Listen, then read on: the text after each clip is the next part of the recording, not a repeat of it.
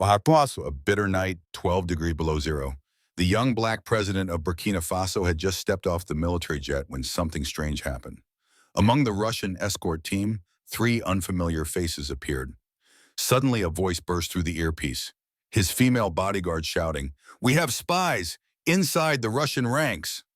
No one blinked, no one spoke. But just 9 minutes later, in a secured conference room with 17 people present, two traitors were exposed. The real shock? The one who stood up to defend the president wasn't someone from his delegation. It was a young Russian officer, someone who had never even met him before. So the question is, why would a stranger risk everything, betray his own system, to stand with an African president? That night, the ground in Moscow felt like frozen steel, solid, dead, unwelcoming. The concrete slabs beneath the military airport runway reflected the pale floodlights with the lifeless sheen of skin long untouched by sunlight. No moon, no stars, not even the faintest breeze. Everything stood unnaturally still, as if the city itself was holding its breath, bracing for something it couldn't yet name. When the wheels of the Burkina Faso presidential jet touched the runway, there was no applause. No reporters, no national anthem playing in the cold air. Just the shrill scream of the jet engine slicing through thick fog, like metal being torn apart. It wasn't the kind of welcome a head of state might expect, but President Ibrahim Traoré hadn't come looking for warmth. He was used to places where every smile might be hiding a blade. Tonight, his eyes scanned the darkness ahead, absorbing every detail, the dim lights on the control tower, the line of Russian military vehicles waiting in the distance. Everything felt off. The aircraft door opened. Ibrahim Traoré descended the stairs slowly, his pace deliberate, carefully measured to avoid appearing either too urgent or too proud. He wore a heavy ash-gray coat with the collar turned up, and underneath, a plain military uniform with no medals, no glittering insignia. His authority didn't need to be shown. It radiated from his eyes. Dark, sharp, alert eyes that looked like they could see through steel. Close behind him walked Captain Ibrahim Traoré, a woman not physically imposing, but with the energy of someone forged in real battle. No sunglasses, no smiles. Her face was cold, like the thin frost on a rifle barrel. Her right hand never strayed far from beneath her coat, where a loaded pistol sat snug, ready since they were still airborne. She moved with surgical precision, silent and exact. If anyone took even half a step out of sync with the president, she would be the first to notice. Up ahead, the Russian escort vehicles were arranged in a subtle C formation, a curve that looked more like a trap than a welcome. That was the first thing that made Captain Hogo narrow her eyes. She didn't look back. Instead, she tugged slightly at the cuff of her left sleeve, activating a discreet internal comms device. A whisper cracked into the president's earpiece. "Something's wrong. The formation isn't standard." That single sentence made Traoré's body stiffen ever so slightly. He didn't flinch, just breathed deeper and glanced across the parking zone. A single armored vehicle at the far right edge of the formation had moved, barely, but enough. It didn't back up. It shifted half a meter sideways, like it had been pulled by an invisible hand. In the dead still silence of that military runway, even a movement that small felt like a shout. It didn't look like a mechanical glitch. It looked like a message. "I'm here." Hogo immediately rechecked the route maps and positional diagrams the Russians had sent a day prior. Just as she feared, that vehicle wasn't listed in the original plan. She clenched her fist and activated the signal jamming scanner. A barely audible click came through her earpiece. Then the signal fractured. Static. Glitches. The feed shredded like an old wartime radio broadcast. Two explanations. Either a high-level military jammer was nearby, or someone had hijacked their internal comms. She bit her lip, eyes locked on the rogue vehicle as it slowly pivoted back into place, as if it had never moved. President Traoré's face remained unreadable, but his eyes had changed. These were not the eyes of a diplomat, but of a survivor, a man who had once sat in national councils with traitors at his side. He knew too well. Silence doesn't mean safety. Silence can be the curtain that hides the executioner's blade. And tonight, Moscow wasn't cold because of the weather. It was cold because something was unfolding, something orchestrated, calculated, and quiet, like a symphony without sound. No shots were fired, no voices raised, but each breath felt heavier than the last. Everyone could sense it. The greatest danger wasn't a bullet, it was the unseen suspicion threading its way through every unfamiliar gaze. The armored convoy pulled out of the airstrip, its engine growling like it was dragging the weight of secrets no one dared to speak. Inside, President Ibrahim Traoré sat in the middle row, his body angled slightly toward the window, eyes focused beyond the snowfall that blurred against the glass. Captain Uedra Hogo sat to his right, still locked in a state of high alert. She didn't speak. Her right palm rested quietly near her coat's inner seam, where the pistol was holstered, round-chambered since they were still airborne. The air inside the vehicle was thick, not from the pound, but from the growing unease that settled into every silent breath. Outside, the Moscow sky remained heavy with slate-gray clouds. The night had not yet lifted and the snow kept falling, but no one in that vehicle saw beauty in it. Only a silence so strange it chilled the spine. As the convoy crossed the military checkpoint, their vehicle merged into formation. 10 armored cars in total, led by 4 military motorcycles. Headlights sliced through the mist, bouncing off ice-slicked roads. No sirens, no radio chatter, just the crunch of rubber on frost and the slow, scraping sound of something unseen trailing too close behind. Moscow slowly unfolded in the distance, massive, quiet, and watchful. The street lamps flickered weakly, and the windows of the high-rise buildings were blacked out like vacant eyes. Eyes that watched without blinking. Even past midnight, the city didn't feel asleep. It felt like it was holding something in. President Traoré remained silent. He looked like a mathematician seated on a battlefield, calculating the odds of survival. Ahead, the red lights of the lead vehicle blinked on the windshield, casting long streaks like wounds bleeding into the dark. Then, a faint crackle came through the internal comms. Barely audible, but enough for Captain Hogo to turn her head slightly. She glanced into the left rearview mirror. Her eyes narrowed. Then, in a whisper only Traoré could hear, she said, "3 vehicles tailing us, not part of the official convoy." The president didn't speak, just gave the slightest nod. In a world where too many words can get you killed, that nod was more than enough. She continued, voice lower, calmer, like reciting a line from a military drill. "Second car on the right, matching our rhythm. It's syncing signals." Still he said nothing. No one inside the car even blinked. The silence was deafening. Each heartbeat suddenly felt like the pounding of war drums calling soldiers to brace for what was coming. Hogo flipped open her wrist monitor and pulled up the official route map provided by Russia's Ministry of Defense. Her suspicion hardened into fact. The motorcade was meant to follow a single path. Fixed checkpoints, pre-registered escort codes, synchronized signal protocols. But those 3 cars, no matching IDs, no synced comms, no authorization logs. In the language of intelligence, that meant only one thing.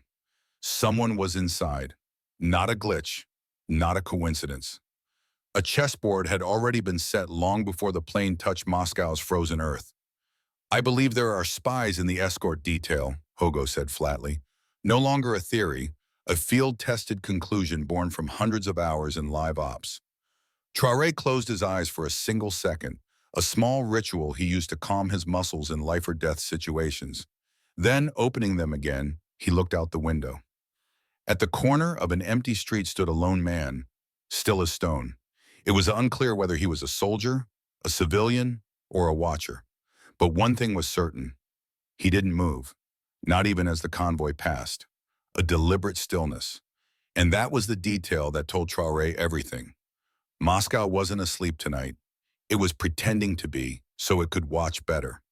The convoy rolled forward, its tires crushing the thin crust of ice with a low, grinding sound that seemed to echo the tension brewing inside the armored car. Outside, Moscow drifted past like a ghost, still, silent, and frigid. Every building they passed felt like a monument to a past no one wanted to remember. The windows were shut tight, like watching eyes unwilling to reveal their gaze. Even the street lamps seemed hesitant to light the road ahead. their glow muted by the heavy veil of falling snow. Inside the vehicle, the air was thick, almost suffocating, not because of the cold, but because of what everyone now sensed without needing words. Something wasn't right.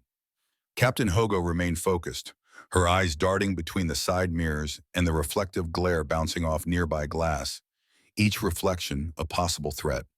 She wasn't guessing anymore. She was certain one of the three blacked-out vehicles trailing them was moving too perfectly in sync with their every turn and every pause.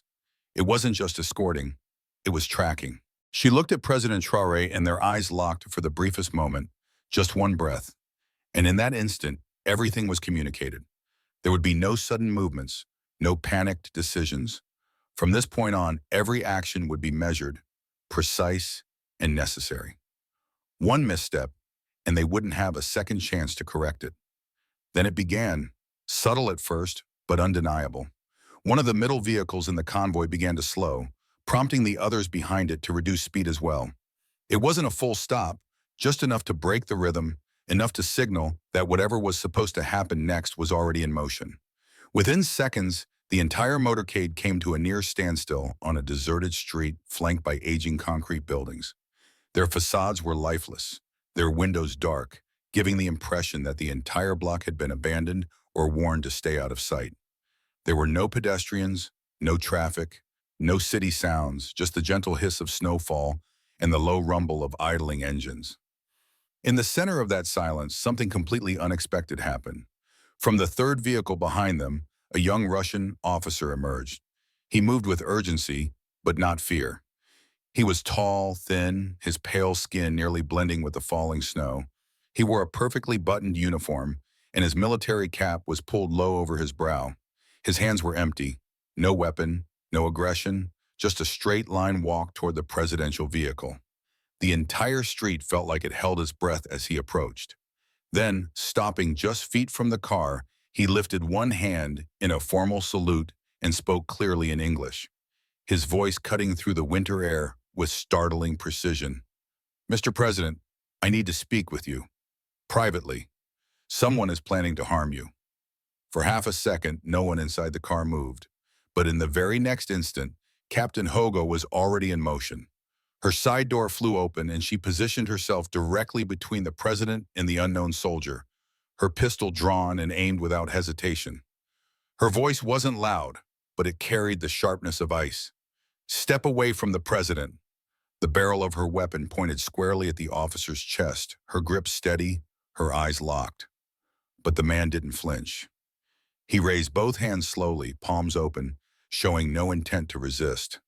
He stood still, vulnerable, a soft target by any military standard. But the shift in atmosphere didn't come from his actions. It came from the voice behind her. Traoré, still seated, didn't move with fear or urgency. He didn't recoil, didn't issue any command. Instead, he lifted a single hand, slowly, calmly. The gesture wasn't aggressive or dismissive, it was deliberate. "Let him speak," he said, his voice low but absolute, the kind of tone that didn't invite debate. Hogo glanced back, unsure for a second, but her discipline held. She said nothing, though she did not lower her weapon. Her entire body stayed tense, ready to act if that trust was misplaced. She had been trained never to hesitate in protecting him, but Traoré's judgment had saved them before. Her finger hovered near the trigger, but her instincts waited. The officer took a breath. He was trying to keep his voice even, but his fear slipped through in the cracks between his words. "My name is Sergei Ivanov," he said. "I understand that I've violated protocol by coming to you like this. I know what this looks like. I know I could be seen as a traitor. But sir, I've watched a leader die before.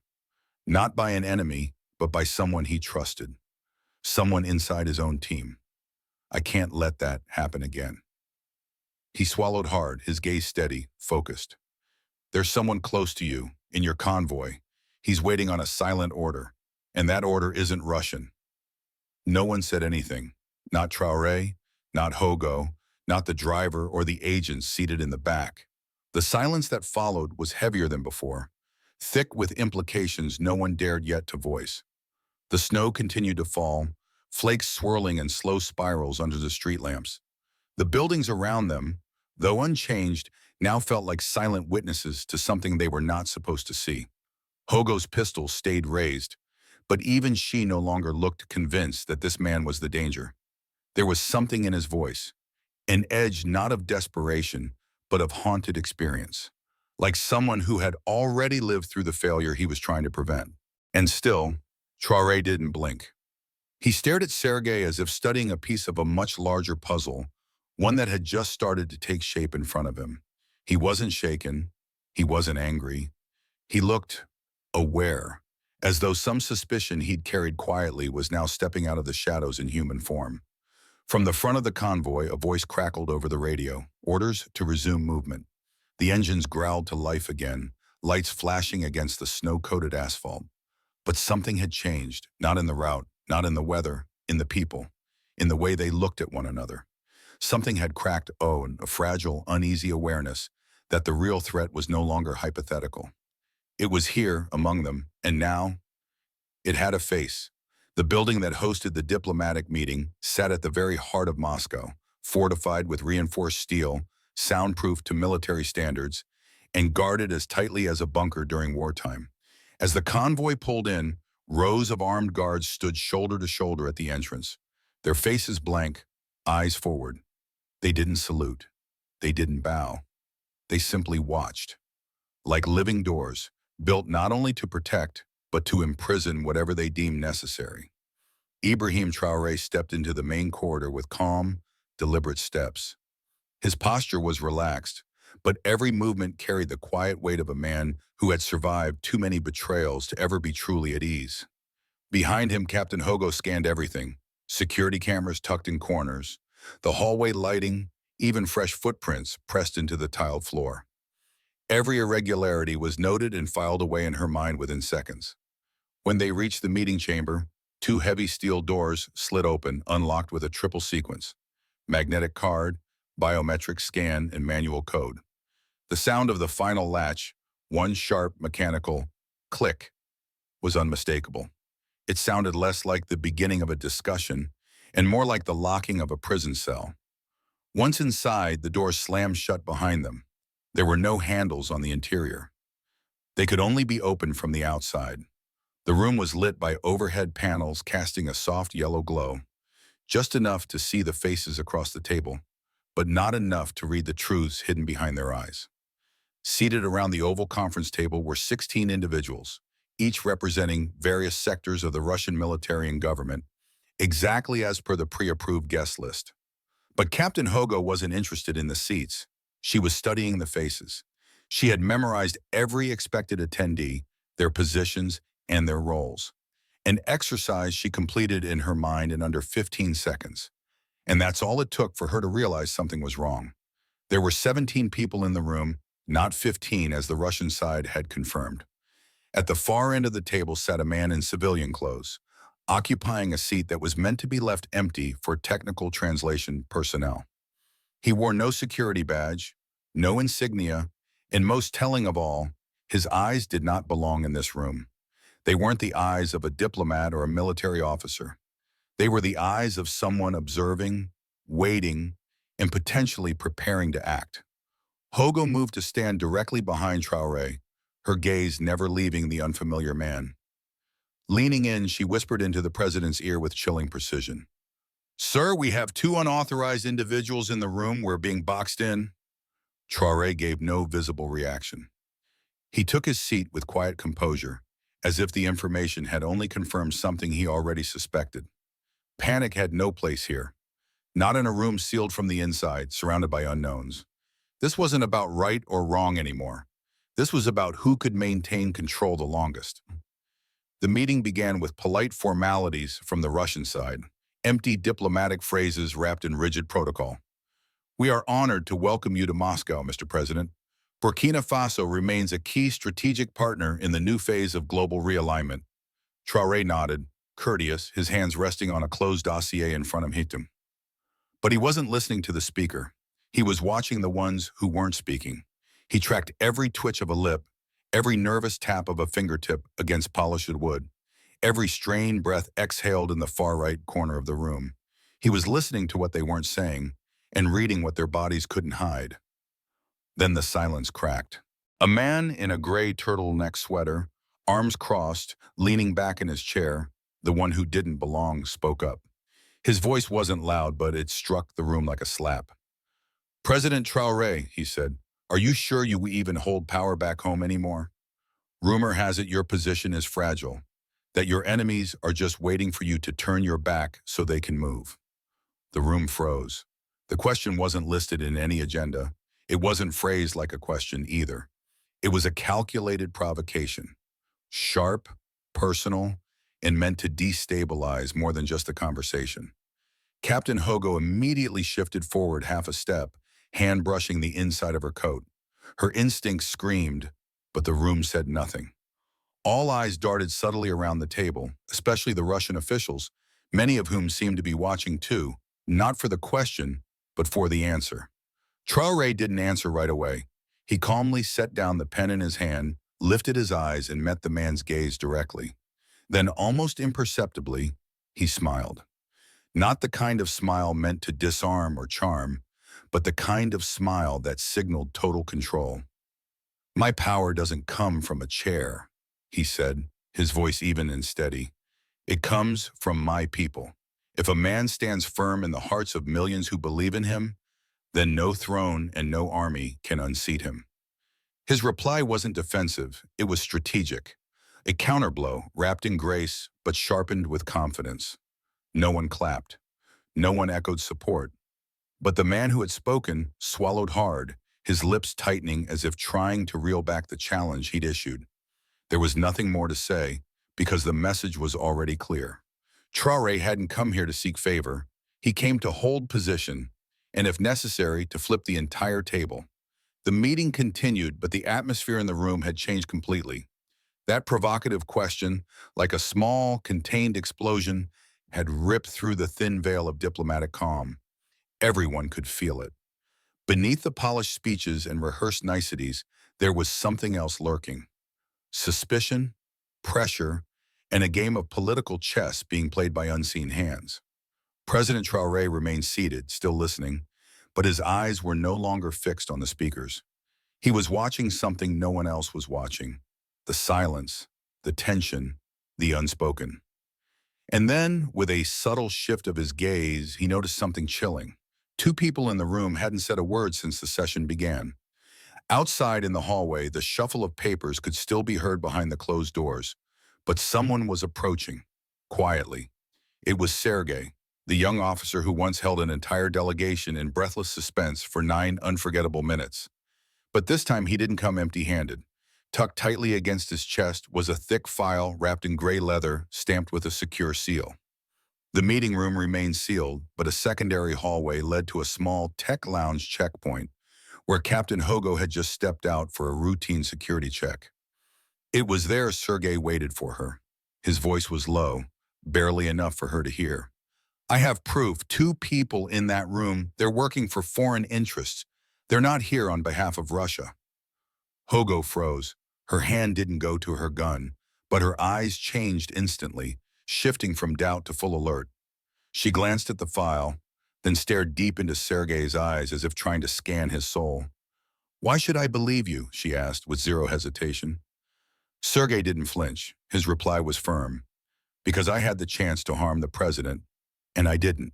Now I'm risking my life to hand this over. Do you understand what that means?" He lifted the file slightly, speaking slowly, carefully. "This isn't an accusation, it's evidence. They made contact with a Western intelligence agency 3 days ago. Today's meeting isn't just about diplomacy, it's a move to pull Burkina Faso back under the old influence." Hogo didn't respond immediately. Instead, she activated her secure internal radio, 2-level encryption, clicked in, and after 3 faint beeps, the president's voice came through the line. "Go ahead, I'm listening." She looked back at Sergei, then said coldly, "You go first. But if you're lying, I'll be the one to stop you before you reach that door." When the 3, Traoré, Hogo, and Sergei, gathered in the side room adjacent to the main chamber, the tension was thick enough to cut with a knife. Hogo's hand never left her holster. Her eyes were locked on Sergei, who was visibly trembling. Not from fear, but from cold, pressure, and perhaps the knowledge that this might be the end. He placed the file gently on the glass table between them, so softly it made almost no sound. But when Hogo flipped open the first page, the rustle of paper echoed like a tear in the dark. These are logs of encrypted communications between two individuals currently inside the meeting room, in a foreign intel channel not affiliated with Russia. The troop deployment orders were altered 1 hour before your flight, Sergei said, now holding Traoré's gaze without shaking. I'm not asking for trust. I'm asking you to look at the facts. Hogo shut the file and spoke quickly. He could be setting us up. This could all be staged to throw you off balance, make you slip. She turned to Traoré, lowering her voice. We're deep in their city. One wrong move, and it's over. Traoré didn't say a word. He stood at the crossroads of instinct and risk. On one side, the voice of experience, warning him against convenient information that arrives too perfectly. On the other, the face of a young man who had chosen to defy his own system, to step into danger alone. The president inhaled deeply, then spoke with a calm that cut through the air like steel. His voice wasn't loud, but it was unmistakably clear. Sometimes, it takes someone willing to betray the system, to protect what's right. The room fell silent, not because of some grand act of forgiveness, but because of the finality of that sentence. He had made his choice, not based on data or protocol or politics, but on instinct, on what he saw in a man's eyes. And sometimes it's those unreasonable, unsafe, unadvised choices that end up being the only thing that can pull a nation back from the edge. No one in the meeting room could pinpoint the exact moment the atmosphere shifted. But when President Ibrahim Traoré stepped back inside, his face calm, a gray leather dossier in hand, something had clearly changed. This was no longer a routine diplomatic session. It felt more like a silent courtroom, where every glance was a calculation, every breath a quiet suspicion. He walked slowly to his seat, placed the file on the table, and opened it under the stunned eyes of everyone present. Ladies and gentlemen, he began, his voice low but steady, echoing just enough to demand attention. I didn't come here to create tension. I came seeking cooperation. But true cooperation requires transparency. He paused, locking eyes with each person in the room. I'm not here to accuse anyone. I'm simply presenting a truth. With that, he opened the folder fully, turning the contents toward the Russian delegates seated across from him. Inside were logs of encrypted communications, timestamps, device codes, and most damning of all, screenshots of two individuals in the room corresponding with a server traced to a country outside the Russian bloc. For a few seconds, no one moved, but then the eyes began to shift. Subtle beads of sweat appeared, not from heat, but from the slow burn of exposure. Two men seated near the far end of the table, who hadn't spoken a word since the start, suddenly lowered their heads, burying their face in their documents. One of them began tapping his foot, a barely visible signal of unraveling nerves that any trained security officer would catch immediately. Traoré didn't even glance at them. His focus remained on the Russian general seated at the center of the table. What we're facing is not a personal divide, Traoré said, but a quiet campaign to divide two ideologies. And I won't allow that to happen. Not here, not today. It wasn't a threat. It was a declaration, a power shift. Just moments ago, he was a guest under scrutiny. Now he had taken control of the room. The Russian general didn't respond right away. He leaned back in his chair, arms crossed, eyes scanning the dossier with practiced sharpness. Then, after a moment, he stood. In the silence that followed, every sound was magnified, even the soft click of a pen touching the table. He walked slowly to the center table, picked up one page from the folder, and read through it swiftly. When he looked up, his gaze locked on Traoré. You're a leader, he said slowly, not because of the power you hold, but because you listen, and more importantly, you know how to defend. What sounded like a compliment carried far more weight in the closed world of geopolitical negotiations. It was, in its own way, a quiet admission. Russia had been breached, and the man they had come here to monitor was the one who had helped them discover the breach. No one applauded, but something shifted. In the subtle nods of a few delegates, in the softened gaze of Captain Hogo standing behind Traoré, in the quiet exhale of Sergei, still waiting just beyond the door. Something had been reset, a boundary, a dynamic, maybe even the beginning of a relationship that, until now, had seemed merely formal. The flight back from Moscow carried no flags, no media entourage, and no official statement from the president's office. Yet, as the wheels of the plane touched down on the runway at Ouagadougou International Airport, thousands of Burkinabe citizens were already waiting. Some had been standing there for hours. There were no chants, no banners, just ordinary people crowding behind barriers, eyes fixed on the sky, waiting for something far greater than politics. They were waiting for hope to return home. Ibrahim Traoré stepped off the plane in the soft glow of twilight. There was no military band, no formal salute, just the gentle breeze fluttering through tiny flags clutched in the hands of children. He walked past the long line of people, not out of obligation, but because they chose to be there. Farmers, mothers holding babies, elderly men with silver hair, and countless children staring at him not as a head of state, but as a man they could trust. No one shouted his name. No one cheered. They simply stood still. And somehow that silence was the loudest sound in the world. It was the kind of silence that only comes when people place their faith in someone, with no need for proof. As he prepared to step into the car waiting nearby, a little girl, maybe 9 years old, suddenly broke through the crowd. She wore a traditional embroidered blouse, her hair neatly braided, and in her trembling hands was something small. The security detail moved to stop her, but Traoré raised his hand. He walked toward her. She looked up, her deep black eyes locking with his, then extended a tiny handmade Burkina Faso flag, stitched in red and green thread. Across the center was a single slanted phrase, "Our strength is unity." He knelt down and took the flag with both hands. No words were spoken, but when he looked back at the girl, his gaze was no longer that of a president. It was the gaze of a father, a man who had walked through the storms of the world and come back to protect the one thing that mattered most, the future of these children. A few days later, a quiet ceremony was held in the central square of the capital. There were no grand stages, no elaborate speeches, just a wooden platform, an old microphone, and Ibrahim Traoré standing before thousands who waited in silence. He didn't read from any prepared script. Instead, he held up the little girl's flag for all to see and said, "I didn't return with weapons. I returned with the truth." A truth that, even in a world of deception, there are still people willing to put what's right above the systems they serve. He paused, letting the weight of his words settle over the crowd. Then he continued, his voice quieter, almost like a whisper. "We don't need to be powerful to be worthy. We only need to know who we stand for and what we stand for." At that moment, something stirred across the square. It wasn't a roar of applause. It was more like a slow wave of warmth, rising from the hearts of those gathered. A quiet fire, small but steady, enough to warm a nation. Some didn't clap. Some simply cried. And standing in a far corner of the square, watching from a distance, was a young soldier, Sergei. He had been invited to Burkina Faso under a special diplomatic status.